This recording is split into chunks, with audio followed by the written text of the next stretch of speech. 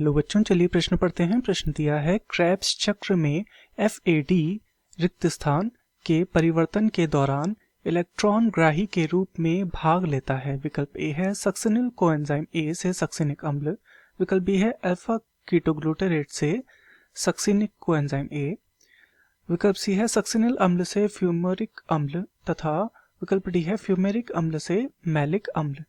तो इस प्रश्न में हमसे जो पूछा गया है वो क्रेब्स चक्र के विषय में यहाँ पर हमसे पूछा गया है कि क्रेब्स चक्र में जो FAD होता है वो इलेक्ट्रॉन ग्राही के रूप में भाग लेता है, तो वह किस परिवर्तन के दौरान या किस अभिक्रिया के दौरान यह हमें देखने को मिलता है। अर्थात इस प्रश्न की जो मुख्य अवधारणा है यह क्रेब्स चक्र के विषय में है।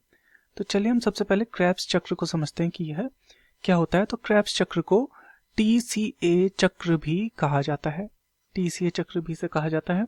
यह ऑक्सी श्वसन या फिर जिसे वायवीय श्वसन भी कहा जाता है, ऑक्सी श्वसन में यह चक्र देखने को मिलता है। इसके अतिरिक्त यह जो प्रक्रिया होती है क्रेब्स चक्र जो होता है यह ग्लाइकोलाइसिस के बाद देखने को मिलता है। ग्लाइकोलाइसिस के बाद यह देखने को मिलता है तथा इसमें होता क्या है, ग्लाइकोलाइसिस का परिणाम स्वरूप जो पायरुवेट या पायरुविक अम्ल बना होता है इसका ऑक्सीकरण होता है।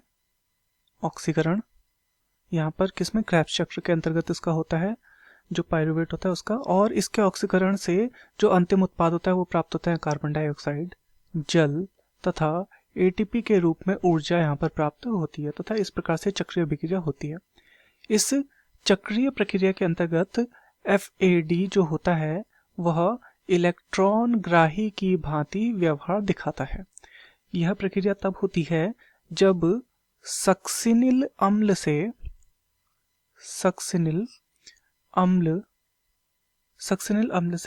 जब बन रहा होता है फ्यूमेरिक अम्ल। सक्सिनिल अम्ल से जब फ्यूमेरिक अम्ल बनता है तो उस समय यह क्रिया देखने को मिलती है। ऐसा इसलिए होता है क्योंकि यहाँ पर क्या होता है, जो FAD होता है यह हाइड्रोजन से जुड़ता है तथा इलेक्ट्रॉन, तो यहाँ पर इलेक्ट्रॉन से जुड़ा है इसलिए इलेक्ट्रॉन ग्राही का काम करता है और यहाँ पर निर्माण होता है FADH2।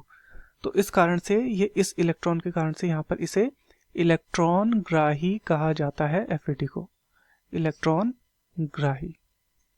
तो चलिए यहाँ पर विकल्पों को देखते हैं। विकल्प ए है सक्सिनिल कोएंजाइम ए से सक्सिनिल अम्ल, तो ये हमारा गलत हो जाएगा। विकल्प बी है अल्फा कीटोग्लूटारेट से सक्सिनिल कोएंजाइम ए, ये भी गलत हो जाएगा। विकल्प सी है सक्सिनिल अम्ल से फ्यूमेरिक अम्ल, बिल्कुल सक्सिनिल अम्ल से जब फ्यूमेरिक अम्ल बन रहा होता है तभी यह हमें देखने को मिलता है इलेक्ट्रॉन ग्राही के रूप में। तथा विकल्प डी है फ्यूमेरिक अम्ल से मैलिक अम्ल, तो ये भी गलत हो जाएगा। अतः दिए गए प्रश्न का सही उत्तर होगा विकल्प सी सक्सिनिल अम्ल से फ्यूमेरिक अम्ल। मैं आशा करता हूँ आपकी समझ में आया होगा। धन्यवाद।